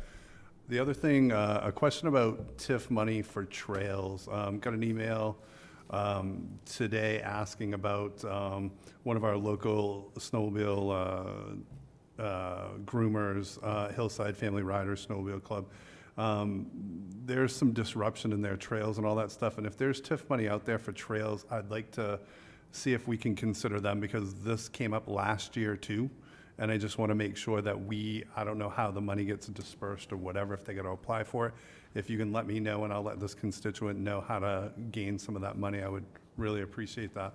The other thing that I wanted to say too is when we sit up here, we don't have all the answers. And for everybody out there that's listening, I want you, and I can't stress this enough, reach out to us. Email us, call us. I always answer my emails. I always follow through on the phone calls, make sure like I email the right people, and I'm sure everybody up here that's sitting here would do the same. That's what we want. We do not have all the ideas. We need you people, everybody out there, to give us the ideas, and if that's a great idea that nobody's thought of up here, and we run with that, that's awesome. That's what we need. So if you're out there and you're listening and you have anything you want to say to us, email us, call us. We're just, an email or a phone call away. I appreciate that. Further new business from councilors. Councilor Najin. So, bringing forward the public health officer, I'm going to go to the Public Health Committee meeting that is scheduled for August 14th. At 3:30 p.m. And I'm sorry, I'm going to have to look at my phone to figure out where exactly it is. It's here in It's the third floor conference room, yeah. So right now we have a Lewiston-Auburn Public Health Committee that is appointed by Lewiston. There's no Auburn representatives that actually meet, and public health concerns are on both sides of the river, and there's limited funding for some of those challenges that we're facing. So I'm going to see if I can see where our public health committee is, what work they're doing, and see if maybe they can direct some suggestions to the council for things that we could enact in order to deal with some of the things that we're talking about, including public health concerns around communicable and contagious diseases. And gun safety. And so, anyway, I just wanted to bring that forward. The meeting is on the 14th. It's public. It's at 3:30 p.m. It's here. Thanks. Councilor Harriman, yes. Thank you. I just wanted to ask admin if are we working on police recruitment? Because I noticed the website still doesn't work. The application packet still has pay information from over a year ago. And I'm just wondering, we have, I think, 7 vacancies and approximately the same number of officers out on leave. I'm just wondering when we're going to get to work on recruitment. So I'll confirm on the website tomorrow. I was told it was fixed, all was corrected, so we will double check on that tomorrow. Okay. I'll get back to you. Okay, I appreciate it. Yes, Councilor Longchamps. Thank you. Who is the counselor for like the Fry School on Ash Street? You? Okay. Would you, and I'm assuming it would also be for across the street, where the new shelter is going? I would ask that because I'm getting Just move the mic closer to you. I'm Thank getting you. a lot of folks coming to the store on Pine Street, really concerned with the shelter that's going there. So I didn't know if maybe you could set up a meeting with the people at the Fry School to kind of just give them an update, maybe talk to Kevin, and also the Community Credit Union, all the businesses that are there. They're really concerned, so I've tried to share, but I think it would be better coming from you. Thank you. To that end, I know that organizers of the shelter have been meeting with local businesses and residents, and yeah, I'm sure they'd be willing to join you, Councilor Harriman. Councilor Harriman. Just got one more.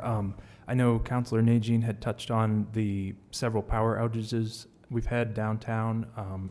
Mostly it seems on Friday nights or weekends, and I just wanted to encourage city staff to keep on top of CMP about just making sure that gets addressed. It sounds like they're working on it, but it's just an important,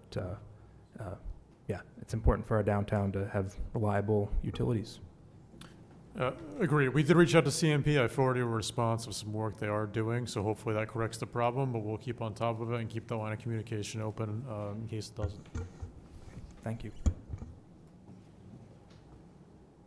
Madam Clerk, I think we are number 18. We have an executive session. Yes, item number 18, executive session regarding consultation with the city attorney. Requested action to enter into an executive session pursuant to Maine Revised Statutes annotated Title I, Section 4056E, to discuss a legal matter with the city attorney. May I have a motion, please? So moved. Councilor Second. Gallant, second by Councilor Najin. Discussion. Madam Clerk, please call the vote. Council from Ward 7? Yes. Ward 1? Yes. Ward 2? Yes. Ward 3? Yes. Ward 4? Yes. Ward 5? Yes. Ward 6? Yes. Motion passed by a vote of 7-0. Thank you, Madam Clerk. Thank you to all of our loyal audience members. Good evening, Lucin. Mr. We're heading Mayor, into executive Mr. Mayor. session. Yes, We Councilor. need to vote to go into executive session 19. Do we have item number 19, Madam Clerk? Item number 19? Yes. Do you know any? We will, yes, Councilor Chinham has noted that we have a second executive session, and so we will, we'll vote to go into that as well. Item number 19, Madam Clerk. Sure. Hang on a second. Put my material away. Sorry. Item number 19, executive session pursuant to Maine Revised Statutes annotated Title I, Section 4056A, to discuss a personnel matter. Requested action to enter into an executive session pursuant to Maine Revised Statutes annotated Title I, Section 405-6A, to discuss a personnel matter. So moved. Yes, Councilor Second. Chittum, Councilor Chittum, followed by Councilor Najin. Madam Clerk, please call the vote. Counselor from Ward 7? Yes. Ward 1? Yes. Ward 2? Yes. Ward 3? Yes. Ward 4? Yes. Ward 5? Yes. Ward 6? Yes. Motion passed by a vote of 7-0. Now you can have a wonderful evening, Lewiston. Thank you for joining us, and have a great week. And go to the Balloon Festival. Thank you.